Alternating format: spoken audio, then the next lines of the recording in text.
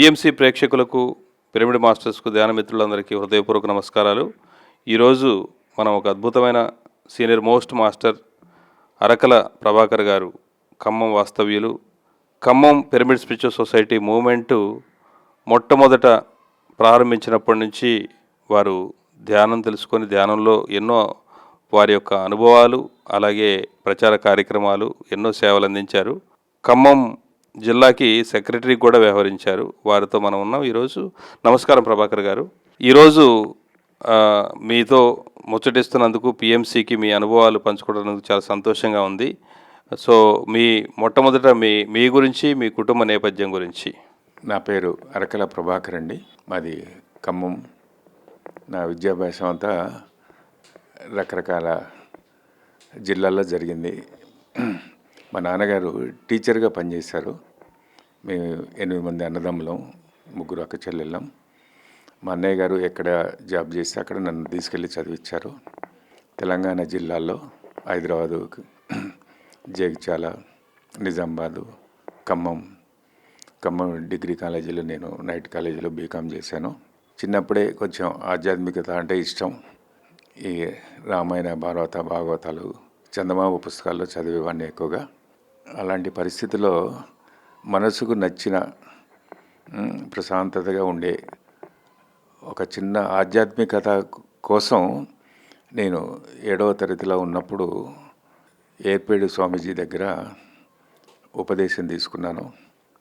వారు ఉపదేశించిన మంత్రాన్ని చాలా నిష్టగా, మాంసాహారం బంద్ చేసి ప్రతిరోజు ఉదయం సాయంత్రం స్నానం నీట్గా శుభ్రంగా స్నానం ఆచరించినాకనే ఆ మంత్రాన్ని జపించమనేవాళ్ళు. ఒక జపమాల ఇచ్చారు. ఆ రకంగా నాకు తెలిసి తెలవని వయసులోనే నేను నా ఆధ్యాత్మికతని స్టార్ట్ చేశాను. దానివల్ల ఉపయోగాలు, లాభాలు ఏమి నాకు తెలియదు. అప్పుడు ఆయన చెప్పింది విన్నదాన్ని ఆచరించాం, అంత మటుకే. ఆ తర్వాత ఓకే, అంటే కుటుంబంలో మీరు అన్ని చోట్ల తిరిగి ఎన్నో ప్రాంతాల్లో విద్యాభ్యాసం చేయడం జరిగింది. అలాగే చిన్నప్పుడే మీకు ఆధ్యాత్మికతలకు ప్రవేశం ఒక జపం ద్వారా వచ్చారు. మరి ఈ ధ్యానంలోకి రావడానికి పిరమిడ్ స్పిరిచువల్ సొసైటీ ద్వారా మీకు ఎవరి ద్వారా పరిచయం అయింది? సో మీరు ధ్యానంలో మొట్టమొదట ఎప్పుడు వచ్చారు? అలా సాగుతున్న తరుణంలో జీవితం ఇక ప్రత్యేకంగా ఆధ్యాత్మిక స్థితి అంటే తెలవని రోజుల్లో కూడా దేవుడు, భక్తి, గుడి అంత మటుకే. ఆ జపం అనేది కొంతకాలం కంటిన్యూ అయింది. తర్వాత కొద్దిగా డిస్టర్బెన్స్లు కూడా వచ్చినాయి. తర్వాత నేను ప్రైవేట్ ఆఫీస్లో అకౌంటెంట్గా పనిచేస్తున్నాను, ఓ చిట్ ఫండ్ కంపెనీలో. మా మేనేజర్ గారు ప్రతి శుక్రవారం ఆఫీసు ఇక బంద్ అవుతుంది అన్న క్షణంలో ఇప్పుడే వస్తానే వెళ్ళేటోళ్ళు. 6, 7, 8 మేము జనరల్గా 6ంటికి వెళ్ళిపోవాల్సిన వాళ్ళు 8 దాకా వెయిట్ చేసేటోళ్ళం. ఏం సార్ అంటే చిన్న పని ఉండిపోయినా అనేవాళ్ళు. అట్లా 1-2 సార్లు ఆయన శుక్రవారాల్లో ఇట్లా కనిపించకుండా పోతుంటే నేను అడిగాను, ఏం సార్ మీరు ఇట్లా ఎక్కడికి వెళ్తున్నారు అంటే, మీకు ఇంట్రెస్ట్ ఉంటే చెప్పండి, మిమ్మల్ని కూడా తీసుకెళ్తా అన్నారు. ఆ విధంగా నాకు మా లంకా సుబ్రహ్మణ్య శాస్త్రి గారి బాబు లంకా శివరామకృష్ణ ప్రసాద్ ద్వారా ఈ పిరమిడ్ ధ్యానం అలవాటైంది.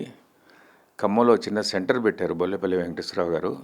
వారింట్లో శుక్రవారం సాయంత్రం 6 నుంచి 8 మటుకి డాబా మీద చిన్న క్లాసు అరేంజ్ చేసేవాళ్ళు. క్లాస్ అంటే ఎవరు ఏమి చెప్పేటోళ్ళు కాదు ఆ రోజుల్లో. వచ్చి ధ్యానం అంటే శ్వాస మీద ధ్యాస, కళ్ళు మూసుకోండి, శ్వాస మీద ధ్యాస పెట్టండి, అంత మటుకే. అది ఒక 40 నిమిషాలు, 50 నిమిషాలు. తర్వాత ఎవరన్నా మాట్లాడదలుచుకుంటే మాట్లాడేవాళ్ళు, లేకుంటే ఎవరి దారిన వాళ్ళు వెళ్ళిపోయేటోళ్ళు. ఆ రకంగా నీ ధ్యానాన్ని నా జీవితంలోకి అలవాటైంది. కొన్ని రోజుల తర్వాత ఖమ్మానికి నాగలక్ష్మి గారు, కృష్ణ గారు అని అనంతపూర్ నుంచి ధ్యాన ప్రచారం నిమిత్తం పత్రిజీ గారు మొత్తం ఖమ్మం జిల్లానంతా ధ్యానమయం చేయాలి, మీరు వెళ్ళి అన్ని చోట్ల ప్రచారం చేయండి అని పంపించారు.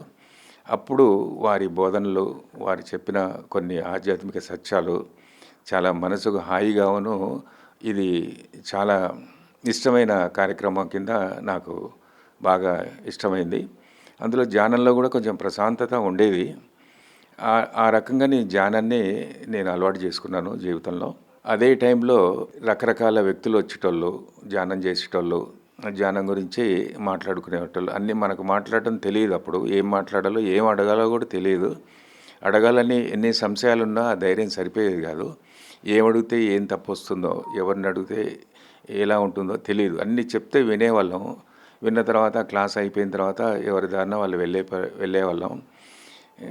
నాగలక్ష్మి గారు అడిగేటోళ్ళు, మీకు ఏంటి అనుభవాలని.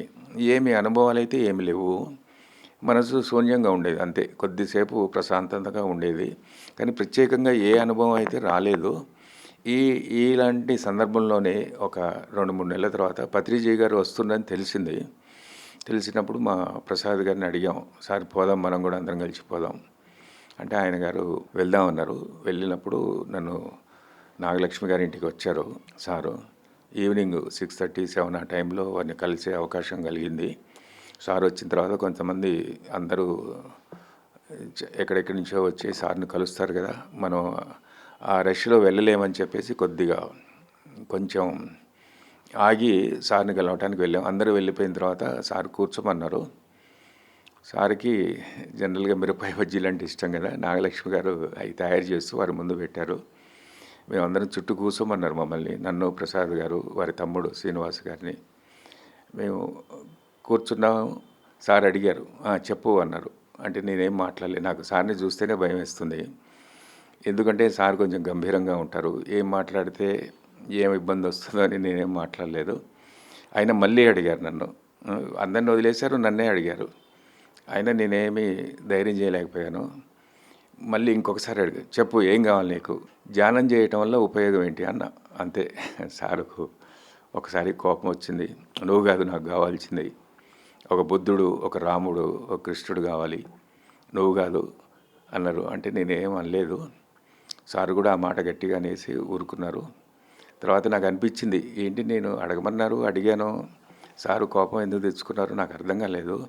అప్పుడు నాకు అనిపించింది, వీరిని క్షుణ్ణంగా స్టడీ చేయాలి. ఎందుకు నేను అటున్న దాంట్లో తప్పే ఉంది, వీరి ఎంబటే తిరగాలి, వీరి గురించి తెలుసుకోవాలి, ఇంకా అది లోతుగా తెలుసుకోవాలి, ఈ ధ్యానం అంటే తెలుసుకోవాలని కొంచెం పట్టుదల పెరిగింది.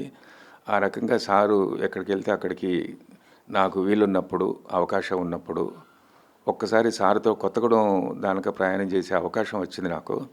అప్పుడు సారు మాట్లాడినప్పుడు నేను మళ్ళీ ఇదే ప్రశ్నలు అడిగాను. నేను అడిగితే, ధ్యానం నిన్ను నువ్వు తెలుసుకోవడం కోసం చేయాలి, ధ్యానం వల్ల నీ ఆధ్యాత్మిక వృద్ధి జరుగుతుంది, నువ్వు నలుగురికి ఏదైతే నీకు తెలిసిందో అది బోధించాలి, ఇది అందరి మానవాళికి సంబంధించింది, ఇది ఎవరిని వాళ్ళు తెలుసుకోవటం, మోక్షం పొందటం అనేది చాలా ఇంపార్టెంటు.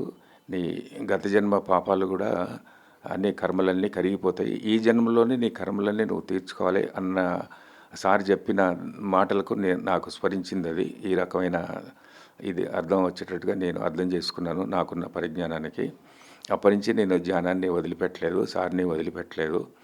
ఆ టైంలోనే నేను చాలా విషయాలు సార్ నుంచి గ్రహించాను. ఒక క్రమశిక్షణ, నోటి మాట ఎంత వాల్యూగా ఉండాలో తెలుసుకున్నాను. అనవసరపు మాట మాట్లాడకూడదని.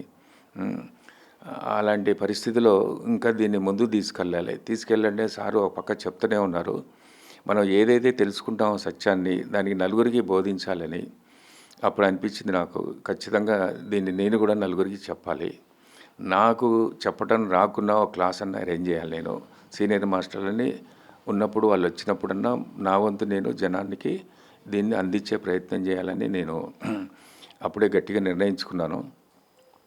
అలాంటి పరిస్థితుల్లో శ్రీరాములు గారిని మా మిత్రులు ఒక ఆయన ఉన్నారు ఖమ్మంలో,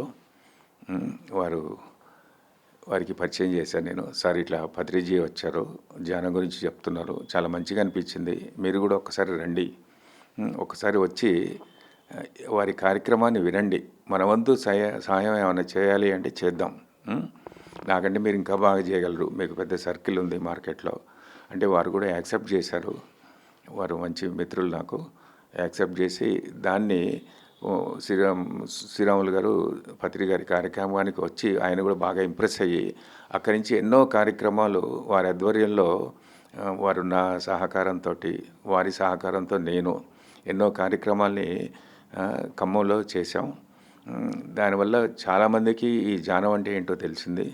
ధ్యానం వల్ల పత్రి గారు ఒకసారి ఒక చోట ప్రసంగంలో తలనొప్పి నుంచి క్యాన్సర్ వరకు తగ్గుద్ది అని గంట బజాయించి చెప్తున్నారు. నో సుభాష్ పత్రి అంటే నో ఆసుపత్రి అని వారు ఒక సందేశం ఇచ్చారు.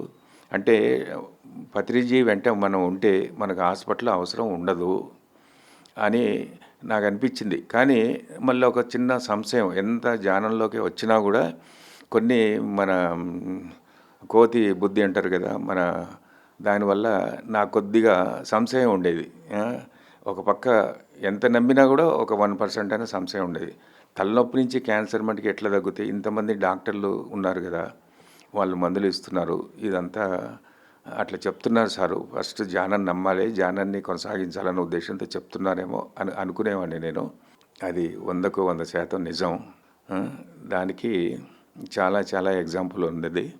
ఓకే ప్రభాకర్ గారు, సో అలా మీరు ధ్యానం చేస్తూ చాలా అద్భుతంగా పత్రి గారిని కలవడం, ఎన్నో అనుభవాలు, మరి పత్రి సార్తో తిరిగి ఎన్నో కార్యక్రమాలు చేశారు. మరి ఖమ్మంలో మీరు చేసినటువంటి గొప్ప గొప్ప కార్యక్రమాల గురించి.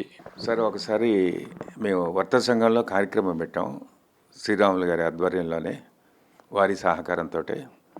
వర్త సంఘంలో కార్యక్రమాన్ని పెట్టినప్పుడు నా మిసెస్ని కూడా తీసుకెళ్ళాను నేను.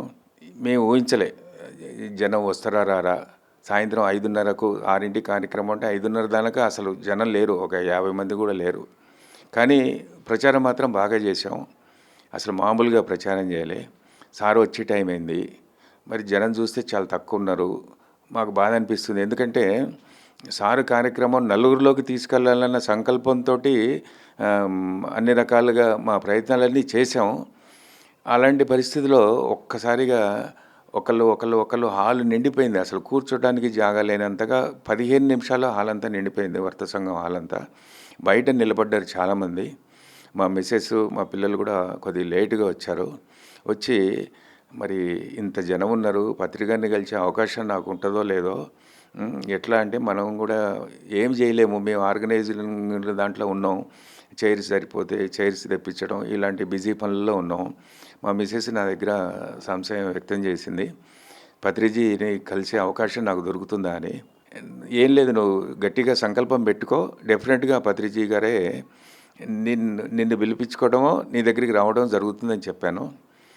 కార్యక్రమం వచ్చింది, కార్యక్రమం నడుస్తుంది, పత్రిజీ వచ్చారు. అంతా స్వాగతం, అంతా వారిని పిలిచేటప్పుడు మా మిసెస్ దూరంగా ఒక చోట నిలబడింది. అందరినీ వదిలేసి ఆమె దగ్గరికి వచ్చి 2 భుజాల మీద చేతులు పెట్టి, సారు ఏంటి చెప్పన్నారు. అంటే నాకు చాలా ఆశ్చర్యం వేసింది. ఆమె అనుకున్నది మనస్ఫూర్తిగా పత్రిజీ వచ్చి ఆమెనే పలకరించారు. అంటే అప్పుడు దాకా కొన్ని సంశయాలు ఉన్న నాకు, ఓహో డెఫినెట్గా మనం ఏదైతే సంకల్పం పెట్టుకొని మనస్ఫూర్తిగా పెట్టుకుంటామో అది ఖచ్చితంగా నెరవేరుతుంది అన్న కాన్ఫిడెన్స్ మాత్రం చాలా వచ్చింది. మా మెసేజ్ కూడా అదే చెప్తుంది. అవును, నేను అనుకున్నానండి మనస్ఫూర్తిగా, కలవటానికి అవకాశం ఉంటుందో లేదో అని. అది అనుకోకుండా సారి నా దగ్గరికి వచ్చారు. వచ్చి ఆమెని 2 భుజాల మీద చేతులు పెట్టి, సారు చెప్పు ఏం కావాలి, ఏంటి సంగతులు అని అడుగుతున్నారు. చాలా హ్యాపీ అనిపించింది. అంటే మనం పత్రిజీని మానవ మాతృడిగా చూస్తాం, కానీ అది ఎంత మాత్రం ఆమోదయోగ్యం కాదు నా దృష్టిలో. ఎందుకంటే ఆయన దైవాంశ సంభూతుడు. లేకుంటే ఇంత ఆకర్షణ, ఇంతమంది జనం ఆయన దగ్గరికి రారు, ఆయన చెప్పే మాటను వినరు. కానీ ఈ రోజున ఒక్కసారి పత్రిజీ దగ్గరికి వెళ్తే మనం తిరిగి ఆయన్ని వదిలిపెట్టలేము. ఒక పెద్ద అయస్కాంతం లాంటి వ్యక్తి ఆయన. ఆయన్ని చూస్తూనే ఉండిపోవాలనిపిస్తుంది. కానీ కొన్ని మానవ బాధ్యతలు కూడా ఉంటాయి కాబట్టి మన రొటీన్లో పడిపోతాం. అలా కార్యక్రమాలు చేశారు. మరి ఖమ్మం జిల్లాకి సెక్రటరీ కూడా వ్యవహరించారు. సెక్రటరీగా మీ బాధ్యతలు ఏం చేశారు? ఇక్కడ సెక్రటరీ అనే దానికంటే కూడా సేవకుడు అనటం బెటర్ అండి నా దృష్టిలో. సెక్రటరీ అనే పదాన్ని వద్దండి. ఎందుకంటే పత్రిజీ చెప్పిన ఆశయానికి ఒక సైనికుడిగా పోని, ఒక పత్రిజీ చెప్పిన దాన్ని నలుగురికి మనం చెప్పడం కోసం పనిచేసామంటే ఏంటంటే ఏం లేదు, నాకు కొంత టైము లంచ్ తర్వాత కొంత టైం ఉండేది. ఆ కొంత టైంని నేను సద్వినియోగం చేసుకోవాలనుకున్నా. పత్రిజీ చెప్పారు, ఏది మనం నేర్చుకుంటామో దాన్ని నలుగురికి పంచాలి, పంచితేనే పెంచబడుతుంది అని. అది జ్ఞానం కావచ్చు, సంపద కావచ్చు, ఇంకేదైనా కావచ్చు. మరి పత్రిజీ ఏం చెప్పారు? ధ్యానం నేర్చుకో, నలుగురికి చెప్పు, నలుగురిని ధ్యాన మిత్రులుగా తయారు చేసుకో అని చెప్పారు. మరి అలాంటి పరిస్థితిలో నేనేంటంటే మధ్యాహ్నం ఒక క్లాసు, ఒక స్కూల్ కానీ, ఒక జూనియర్ కాలేజీ కానీ, ఒక 40 నిమిషాల పీరియడ్ వాళ్ళని రిక్వెస్ట్ చేసేవాడిని. ఆ 40 నిమిషాల పీరియడ్లో వాళ్ళకు 20 నిమిషాలు 25 నిమిషాలు ధ్యానం, ఓ 15 నిమిషాలు ఇంట్రడక్షన్. అంటే మొదటి రోజే కాబట్టి ఎక్కువ మనం వాళ్ళకి చెప్పకూడదు కదా. ఆ 40 నిమిషాల్లో క్లాస్ ముగించుకొని నేను ఆఫీస్కి వెళ్ళిపోయేటోడిని. ఒక 10 నిమిషాలు లంచ్ కోసం కేటాయించుకొని, ఆ రకంగా నేను దాదాపు ఖమ్మంలో అన్ని స్కూళ్ళలో ఒక్కొక్క పీరియడ్ వాళ్ళు అవకాశం కల్పించేటోళ్ళు. రోజుకొకటి, రోజు పోతే కూడా అట్లా కల్పించేటోళ్ళు. అదే 4-5 పీరియడ్లు నాకు ఇస్తే కనుక మన సీనియర్ మాస్టర్లు అందరినీ తీసుకెళ్ళి తలా ఒక క్లాసు పంచుకొని ధ్యానం చెప్పేటోళ్ళం పిల్లలకి. అవకాశం ఇస్తే స్కూల్ మొత్తానికి కూడాను ఈవినింగ్ పూట క్లాసు ఒక గంట సేపు క్లాస్ అరేంజ్ చేసి చెప్పేటోళ్ళం. ఈ రకంగా పత్రి గారు ఇచ్చిన మొదటి పని నా వంతు నేను కృషి చేశాను. అది ఎంత మటుకి అయింది, సక్సెస్ అయింది అనేది అయింది. తర్వాత రోజుల్లో చాలామంది ధ్యానం నేర్చుకున్న వాళ్ళు మీ వల్ల మేము ధ్యానం నేర్చుకున్నామండి అని అన్నారు. ఆ ధ్యానం వల్ల ఉపయోగాలు కూడా వాళ్ళ అనుభవంలోకి వచ్చినాయి. ఆ రకంగా నా వంతు నేను కృషి చేశాను. ఇంతకుముందు మీరు మాట్లాడుతున్నప్పుడు ఇంత చేస్తున్నా, ప్రచారం చేస్తున్నా, కార్యక్రమాలు చేస్తున్నా మీ లోపల సంశయం అనేది అయితే ఉంది.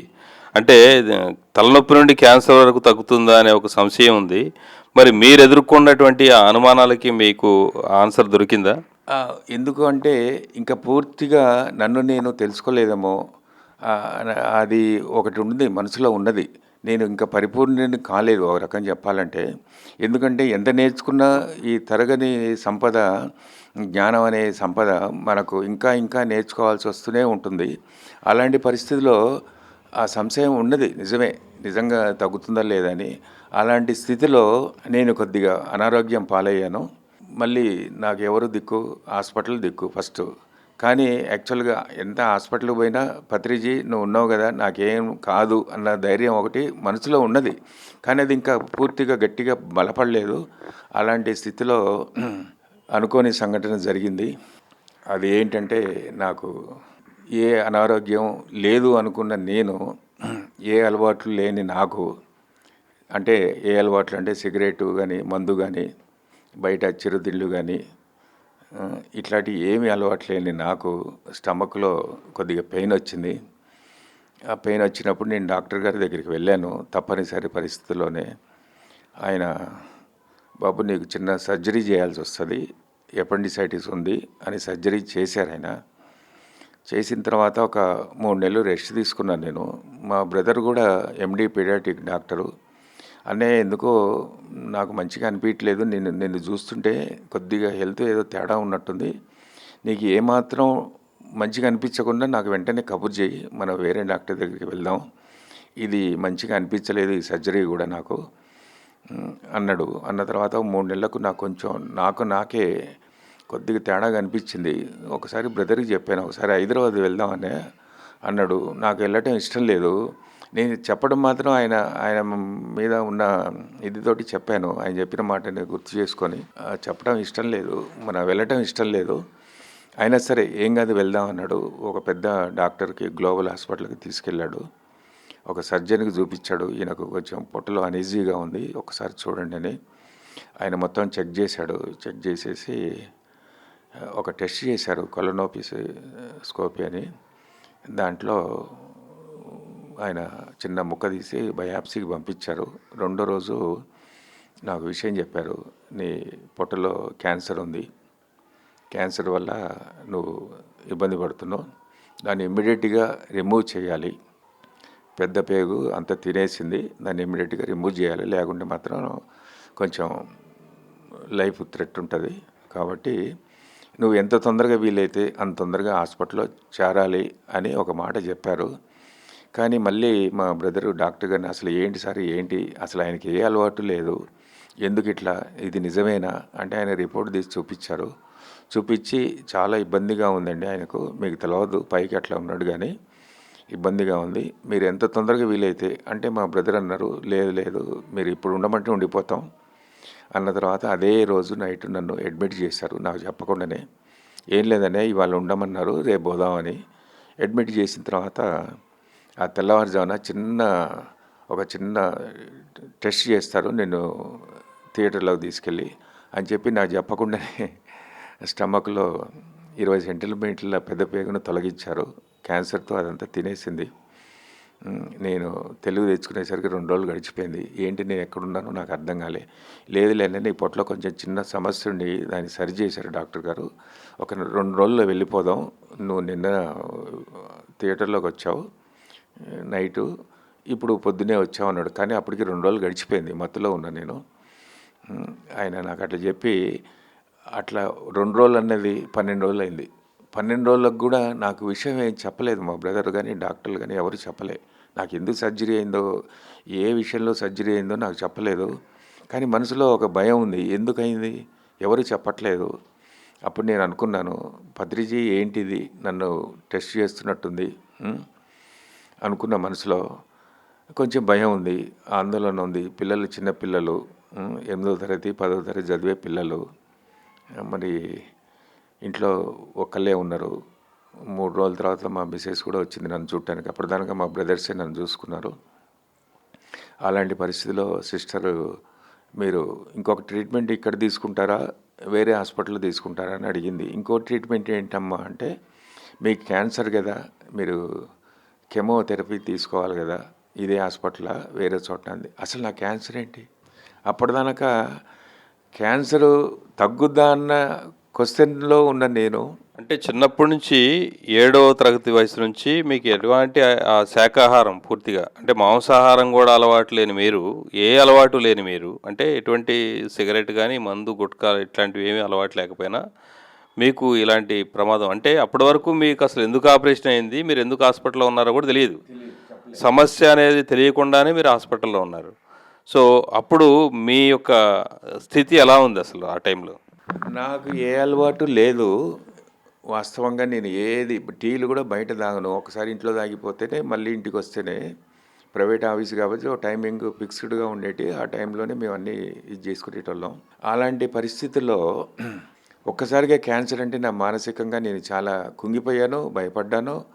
పిల్లలు ఏమైపోతారు, నేను ఇలా ఉంటే భార్య స్థితి ఎలా ఉంటుంది, ప్రైవేట్ ఎంప్లాయీని నేను అని చెప్పేసి నాకంతా బాగా అలజడి, దుఃఖం వచ్చేసింది. ఒక్కసారిగా నీరసం వచ్చేసింది. తెలియని అగమ్య గోచరమైన స్థితి నెలకొన్నది. మనసులో లేదు. ఏం చేయాలో తోచదు. అట్లని లేచి పరిగెత్తలేము. ఇవన్నీ చాలా చాలా కుంగిపోయాను నేను పూర్తిగా. అప్పటిదానుకున్న ధైర్యం కొద్దిగా కూడా లేకుండా పూర్తిగా జీరో అయిపోయాను నేను. కానీ ఒక రోజంతా కూడా అలాగే ఉన్నాను.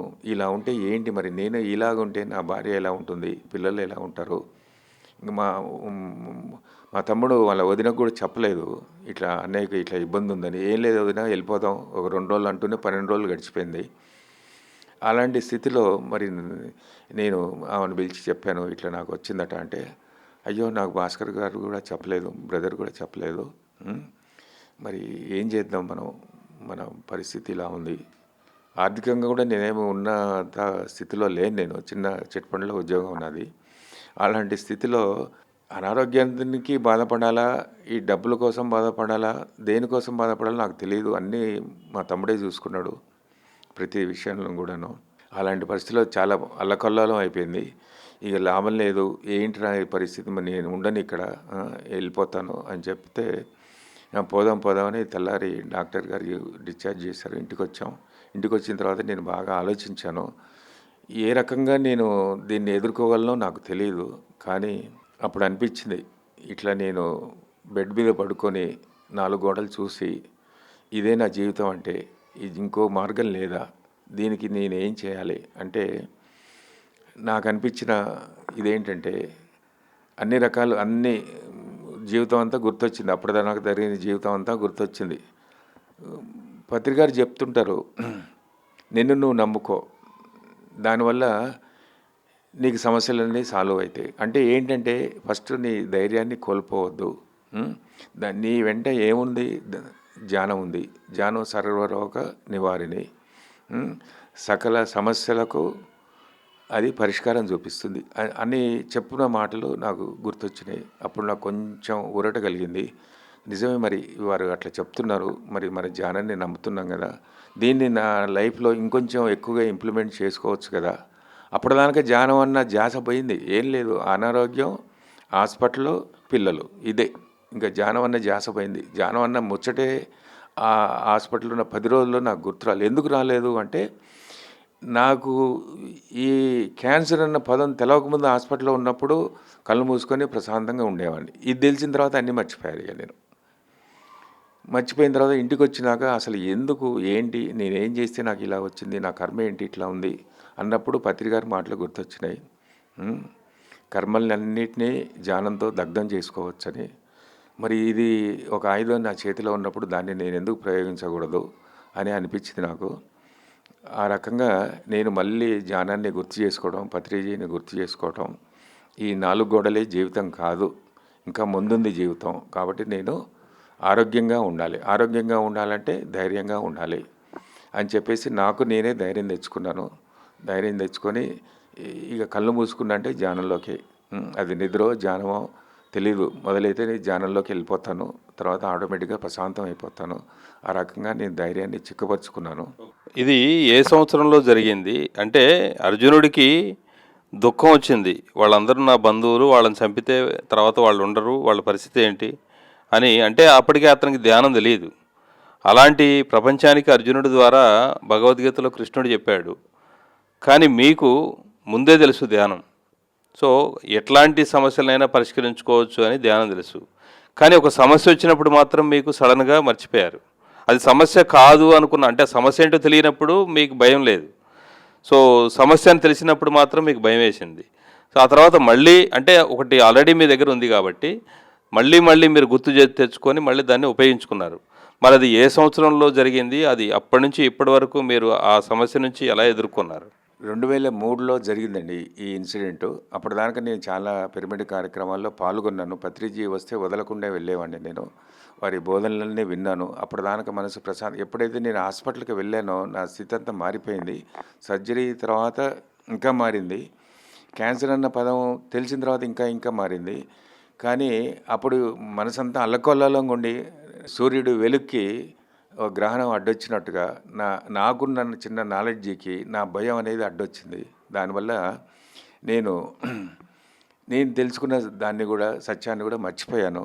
అది మెల్లగా నా మనసును చిక్కపరుచుకున్న తర్వాత నాకు ఆ సత్యం తెలిసింది. ఓహో, పరిష్కారం నా చేతిలోనే ఉన్నప్పుడు నేనెందుకు అధైర్యపడాలన్న ఎప్పుడైతే నేను అనుకున్నానో, అన్ని లక్ష్మిలు వెళ్ళిపోయినా కూడా ధైర్యలక్ష్మి మన దగ్గర ఉంటే తిరిగి అన్నీ సంపాదించుకోవచ్చు అన్న చిన్నప్పటి చందమామ కథలు చదివిన నేను ధైర్యలక్ష్మిని తెచ్చుకొని ఏం కాదు, ఏమవుతుంది, అవసరమైతే చచ్చిపోతాం, అంతకన్నా ఇంకేముంది, ఈ ధ్యానంతో దాన్ని నేను జయించలేనా అనుకున్నాను నేను. అనుకొని ఎప్పుడైతే నేను ధైర్యాన్ని చిక్కపరుచుకున్నానో నా మనసు తేలికపడి దాంట్లోంచి పూర్తిగా బయటపడే మార్గం నాకు కళ్ళ ముందే కనిపించింది. అదే మార్గం శ్వాస మీద ధ్యాస, పత్రిజీ నేర్పించిన ధ్యానం. ఆ ధ్యానంతో ఎంతటి సమస్యనైనా అధిగమించవచ్చు అని పత్రిజీ చెప్పారు. అప్పుడు నాకు గుర్తొచ్చింది, పత్రిజీని ఒకప్పుడు తలనొప్పి నుంచి క్యాన్సర్ మటుకు తగ్గుద్దని చెప్పిన పత్రిజీ మాటలు నేను వినకపోవటం, నేను నమ్మకపోవటం వల్లనే కావచ్చు నాకు ఒక అనుభవాన్ని భగవంతుడు కల్పించాడు. లేదా ఈ కర్మని ఈ ధ్యానం ద్వారా ఈ జన్మలోనే ఈ జీవితంలోనే దాన్ని నేను తొలగించుకుంటున్నా అని 2 రకాలుగా అనిపించింది నాకు. కరెక్టే, నేను ఏదో గత జన్మల్లో పాపం చేసి ఉండొచ్చు, పాపపుణ్యాలు ఉన్నాయి అంటే గత జన్మలో నేను పాపం చేసి ఉండొచ్చు. ఆ కర్మల్ని క్యాన్సర్ రూపంలో బయటపడింది, దాన్ని కడిగేసుకునే అవకాశం నాకు పత్రిజీ ధ్యానం ద్వారా కల్పించారు. అప్పుడు నాకు పూర్తి నమ్మకం వచ్చింది. నా సంశయాలన్నీ కూడా తొలగిపోయినాయి. ఈ ధ్యానం ద్వారా నేను ఎప్పుడైతే ధైర్యం తెచ్చుకున్నానో ఇక నాలో జబ్బు ఉందన్న ఫీలింగ్ నాకు లేదు. దాన్ని నేను పూర్తిగా తొలగించుకున్నాను. ఇక నాకు అలాంటి భయం అనేది లేదు. కానీ ఇక్కడ ఇంకొకటి ఉంది. ఆ భయం ఏంటంటే, చిన్నపిల్లలు నేను సర్వైవ్ అయ్యి వాళ్ళని పైకి తీసుకురావాలి, వాళ్ళని వాళ్ళ జీవితంలో స్థిరపడేట్టు చేయాలి అన్న ఒక భయం మాత్రం ఎక్కడో లోపల గోడగట్టుకొని ఉంది. అది పెద్దగా ఎదగలేదు. జీవితం మంచిగా హ్యాపీగా ఈ ధ్యానంతో నేను ఎప్పుడైతే క్యాన్సర్ని తగ్గించుకోగలను, నా పొట్టలో ఏమి లేదు అని నేను స్థిరంగా నిర్ణయించుకున్నానో అప్పటి నుంచి నేను నా పనులన్నీ నేను చక్కగా చేసుకున్నాను. ఈ ధ్యానం వల్లనే నేను ఒక రకంగా ధైర్యం తెచ్చుకొని తిరిగి ఈరోజు మీ ముందు ఇలా మాట్లాడగలుగుతున్నాను అంటే ఈ 17, 20 సంవత్సరాలు, 22 సంవత్సరాలు నేను బతుకున్నాను అంటే నాకున్న ఆ కాన్ఫిడెన్సే, ధ్యానం అనే కాన్ఫిడెన్సే నన్ను బతికిచ్చింది. లేకుంటే ఆ భయానికి నేను ఎప్పుడో ఈ జన్మ సమాప్తం అయిపోయేది. ఆ భయంతో చాలామంది భయంతో చనిపోతారు. ఆ భయాన్ని పత్రిజీ ధ్యానం అనే కాన్సెప్ట్తో నాలో పోగొట్టాడు. అజ్ఞానం అనే ఇదిని తొలగించి జ్ఞానం వైపు నన్ను మళ్ళించారు. కాబట్టే నేను ఈరోజు మీ ముందు మాట్లాడగలుగుతున్నాను. ఈ లోకంలో ఇంకా నా పనులు ఉన్నాయి కాబట్టి నేను జీవించి ఉన్నాను అనిపిస్తుంది నాకు. వండర్ఫుల్. మీరు అలా 22 ఏళ్ళు, దాదాపు 2003 అంటే ఇప్పుడు 22 ఏళ్ల నుంచి దిగ్విజయంగా మీరు ఒక ఛాలెంజ్ని ఎదుర్కొన్నారు. అనారోగ్య ఛాలెంజ్ నుంచి, అంటే క్యాన్సర్ నుంచి ఎదుర్కొని మీరు అద్భుతంగా ఆరోగ్యంగా ఉన్నారు. ప్రస్తుతం మీ దైనందిన జీవితంలో మీ కార్యకలాపాలు ఏంటి? చిన్న ఎక్స్పీరియన్స్ చెప్తే నేను రోజువారీ కార్యక్రమాల గురించి మాట్లాడతాండి. నేను హాస్పిటల్లో ఉన్న రోజుల్లో ఎప్పుడైతే నాకు క్యాన్సర్ అని తెలిసిన తర్వాత 3-4 రోజులు నేను హాస్పిటల్లో ఉన్నాను. సిస్టర్ నాకు మీకు క్యాన్సర్ వచ్చింది కదా అన్న తర్వాత ఆ దుఃఖంలో నేను చాలా భయంకరమైన నిరాశలో, నిస్పృహలో ఉన్నప్పుడు నిద్ర పట్టేది కాదు. కళ్ళు మూసుకుంటే ఒక భయం, ఏమైపోతానో అనే ఒక భయం. అలాంటి స్థితిలో నాకు నిద్ర ఉండదు, నైటు పగలు నిద్ర ఉండదు, ఎప్పుడు చూసినా ఆందోళన, తెలియని భయం. అలాంటి స్థితిలో నేను కళ్ళు మూసుకొని ఏమన్నా కానీ అప్పుడు ధ్యానం గుర్తొచ్చినప్పుడు కళ్ళు మూసుకొని ధ్యానంలో నేను నిద్రే అనుకోండి, ధ్యానం అనుకోండి, కళ్ళు మూసుకొని పడుకున్నప్పుడు నాకు చిన్న ఎక్స్పీరియన్స్ వచ్చిందండి. అది నాకు చాలా చాలా భయంగా ఉండే. తెలిసిన తర్వాత ఆ భయంలోనే ఇట్లా కళ్ళు మూసుకున్నాను. ధ్యానం గుర్తొచ్చిన తర్వాత కళ్ళు మూసుకొని నేను నిద్రపోతుంటే అది నిద్రో మెలకువో లేకుంటే ఇంకే అవస్థ నాకు తెలియదు. ఒక పెద్ద కొండ పక్కన నేను పడుకున్నానట. ఆ కొండల నుంచి రాళ్ళు దొర్లుతున్నాయి, నా మీదనే పడుతున్నాయి. భయానికి వణికిపోతున్నా, ఒళ్ళంతా చెమటలు. ఆ భయంలో ఆ రాయి డొర్లి నా మీద పడకుండా పక్కన పడింది. అమ్మయ్య అని పిలుచుకున్నా. మళ్ళీ 2 నిమిషాలకి ఒక కోతులు గుంపు, విపరీతమైన కోతులు నేను అక్కడ ఉంటే నా మీద దూకుతున్నాయి. ఇక నన్ను కరుస్తాయేమో భయం. ఆ రకంగా వాటి నుంచి తప్పించుకున్నా. అట్లా 1-2 ఇన్సిడెంట్లు జరిగినాయి. తర్వాత ఒక చిన్న కుర్రోడు నా మీద దూకుతున్నట్టు నా మంచం అంచున నిలబడి ఇట్లా పైకి కిందకి ఎగురుతున్నాడు. పిల్లలు జంపు చేస్తుంటారుగా, అలా చేసి నా మీద పడుతున్నట్టుగా అనిపించింది. అసలు మామూలుగా చూడటానికి బలిష్టంగా ఉన్నాడు. మీద పడితే అక్కడ నాకు పొట్ట సర్జరీ అయింది కదా, నొప్పిలేస్తుందేమో అని భయపడుతున్నాయి. వద్దు ఆగమని చెప్పలేకపోతున్నా, నోరు రావట్లేదు. అలాంటి స్థితిలో ఒక హస్తం, ఒక చెయ్యి ఒక్కసారిగా ఇట్లా తోసింది. తోస్తే డోరు సడన్గా ఓపెన్ అయ్యి బయటికి వెళ్ళిపోయాడు. అప్పుడు నేను ఆ భయం నుంచి తేరుకొని ఒకసారిగా కళ్ళు తెరిచానండి. తెరిచిన తర్వాత ఒళ్ళంతా చెమటలు, మామూలు చెమటలు కాదు. మా మిసెస్ పక్కన ఉన్నారు. మంచినీళ్ళు అడిగి తాగేందుకు కూడా నోరు రాలేదు. కొద్దిసేపు సర్దుకొని ఏమైంది అని అడుగుతున్నది. అలాంటి స్థితిలో నేను నీళ్ళు వాటర్ తాగిన తర్వాత చెప్పి ఎందుకు ఇట్లా వచ్చింది అని నేను బాగా నన్ను నేను ప్రశ్నలు వేసుకున్నాను. నన్ను నేను ఆలోచించుకుంటే నా భయాల్లోని నా నుంచి దూరం చేయడానికి పత్రిజీ కల్పించిన ఒక మాయా తెరగా అనిపించింది నాకు. ఎందుకంటే ఆయనే నన్ను రక్షించాడు. ఆ చెయ్యి ద్వారా ఆయన చిన్న బాలుని బయటికి నెట్టడం అనేది నాకు అనిపించింది. పత్రిజీ లీల ఇది ఖచ్చితంగా కూడా. అప్పటి నుంచి నాకు భయం, జీవితం మీద నేను చనిపోతాను అన్న భయం నాకు పూర్తిగా పోయిందండి. ఏమన్నా కానీ దేనికైనా రెడీ, ఈ క్షణం చనిపోవడానికైనా రెడీ అన్న తెగింపు అయితే నాకు వచ్చింది. అప్పటి నుంచి నాకు ఎన్ని సమస్యలు వచ్చినా కూడా, ఆర్థికంగా అయినా శారీరకంగా అయినా కూడా నేను దేనికి భయపడలేదు, ఎప్పుడు కూడా భయపడలేదు. డాక్టర్ గారు చెప్పినట్టుగా మిగతా ట్రీట్మెంట్ కూడా తీసుకున్న నేను దిగ్విజయంగా, ఎవరిని పక్కన తోడు లేకుండా 40 రేడియేషన్లు. మా తమ్ముడు ఊరుకోడు, అనే నువ్వు ఎంత ధ్యానాన్ని నమ్మినా ఈ ప్రోటోకాల్ తప్పదు, కెమోథెరపీ తీసుకోవాలి, రేడియేషన్ తీసుకోవాలన్నాడు. అవన్నీ కూడా ధైర్యంగా ఎదుర్కొన్నా, ఏనాడు భయపడలేదు. ప్లస్ ఏ రోజు కూడా నేను ట్రీట్మెంట్కి పోయిన రోజు తప్ప మిగతా రోజుల్లో నేను సెలవు పెట్టలే. మా సార్కు చెప్పాను, సార్ నేను ఆఫీసులో వస్తాను, వర్క్ చేస్తాను, అంటే నీకు ఆరోగ్యం బాగాలేదు, రెస్ట్ తీసుకో అన్నా. వద్దు సార్, నేను ఇంట్లో ఉంటే భయపడుతున్నా, నాకు ఈ గోడలే ప్రపంచం కాదు, నాకు ఏమన్నా కానివ్వండి నేను వస్తాను అని నేను ఆఫీస్లో నా పనులు నేను చేసుకున్నాను. వాళ్ళు కూడా యాక్సెప్ట్ చేశారు. ఈ రోజు మట్టికి కూడాను నాకు నా పనులలో ఆటంకం అయితే ఏం లేదు. నేను ఏం చేయాలో ఆ ధర్మాన్ని నెరవేరుస్తూ పత్రిజీ ధ్యానాన్ని మనసులో ఎప్పుడూ ఉంచుకుంటాను. నేను మన పిరమిడ్ మాస్టర్ లాగా నేను అంత టైము కేటాయించలేదు ధ్యానానికి. ఒకప్పుడు కేటాయించాను. ఇప్పుడు కొంచెం బాధ్యతలు పెరిగి, పిల్లల పెళ్ళిళ్ళు అన్నీ బాధ్యతలు పెరిగి, తర్వాత ఆర్థికంగా నిలదొక్కుకోవడానికి చిన్నది పెద్దదో ఉద్యోగం ఒకటి చేయాలి కాబట్టి నేను నా వంతు స్కూళ్ళలో, కాలేజీల్లో ధ్యానం క్లాసులు పెట్టిస్తూనే నాకు నేను రోజు రోజుకు ఆధ్యాత్మికంగా ఎదిగే ప్రయత్నం చేస్తున్నాను. దాంట్లో నేను నా ప్రయత్నంలో నేను ఉన్నాను. అదంతా పత్రిగారి చలవే, వారి ఇచ్చిన ధైర్యమే, వారి ఇచ్చిన స్ఫూర్తినే, అదే శ్వాస మీద ధ్యాసతోటే నాకు ఇవన్నీ సాధ్యపడ్డాయి. సర్వధర్మాన్ పరిత్యజ మామేకం శరణం రజ అంటారు.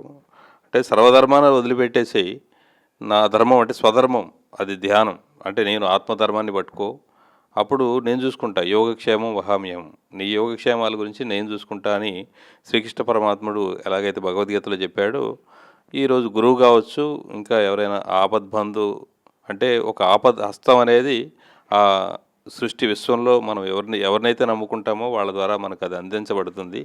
అదే భగవద్గీతలో చెప్పబడిన సత్యం మీరు అనుభవపూర్వకంగా తెలుసుకున్నారు. గ్రేట్. మరి ఇప్పుడు ప్రస్తుతం మీ బాధ్యతలు, మీ పిల్లలు మరి అందరూ అంటే 8, 10 తరగతులు చదువుతున్న పిల్లలు అన్ని బాధ్యతలు తెచ్చుకున్నారు. సో మీరు చాలా అద్భుతంగా ఆరోగ్యంగా ఈ 22 ఏళ్ల వయసు వరకు, అంటే 22 ఏళ్ల నుంచి చాలా అద్భుతంగా మీరు మీకున్న క్యాన్సర్ని ఎదుర్కొని చాలా ఆరోగ్యంగా జీవిస్తున్నారు. అలాగే మరి పిఎంసికి చివరిగా పిఎంసి ప్రేక్షకులకు మీరు ఇచ్చే సందేశం?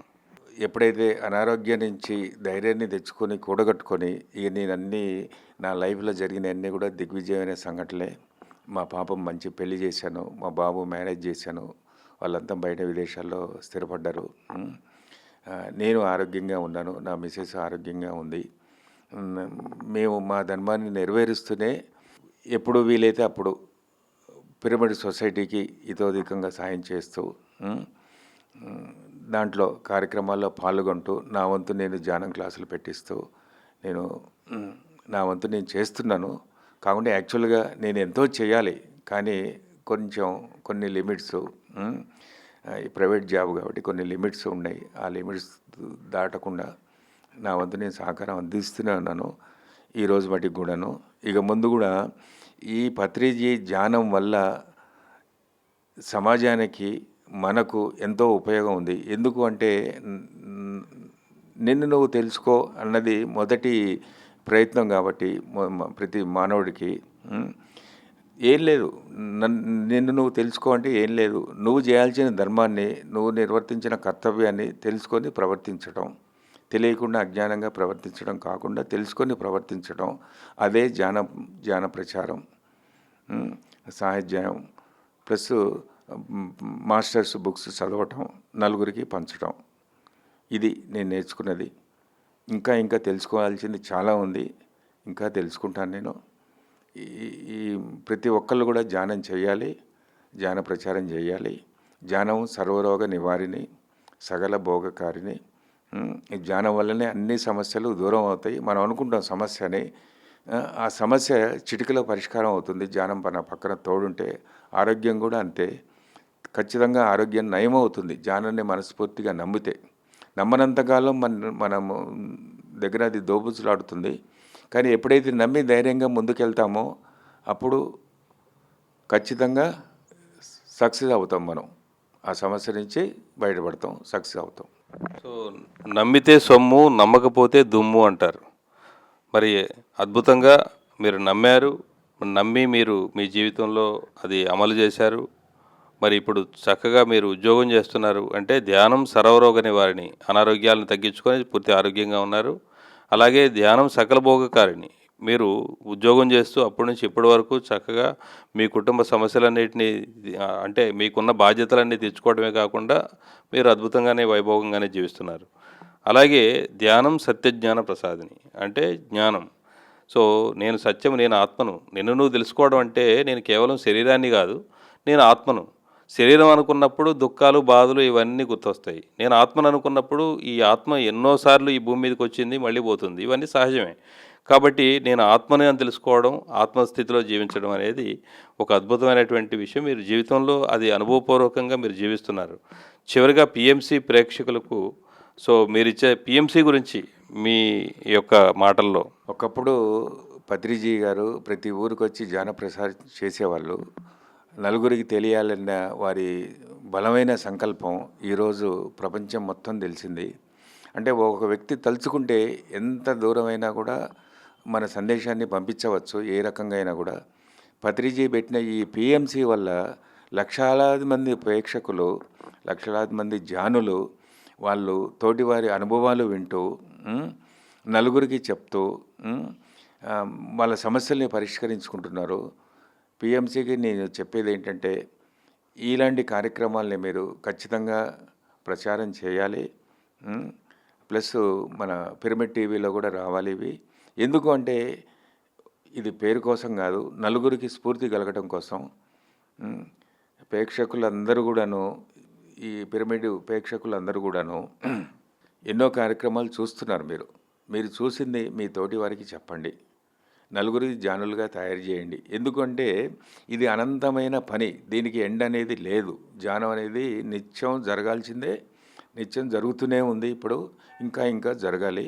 కాబట్టి ఎవరికి సమయ సందర్భాన్ని బట్టి, ఎవరి సమయ అనుకూలాన్ని బట్టి వాళ్ళు ఈ ధ్యానాన్ని ఇంకా ప్రచారం చేయాలని నా కోరిక. Thank you sir. మరి ఈరోజు పిఎంసికి మీ యొక్క అద్భుతమైన అనుభవాలు పంచుకొని మన ప్రేక్షకులకి ఎన్నో అద్భుతమైన మీ యొక్క జ్ఞానాన్ని పంచినందుకు థ్యాంక్ యూ వెరీ మచ్. చూస్తూనే ఉండండి పిఎంసి, ప్రతిక్షణం సత్యదర్శనం.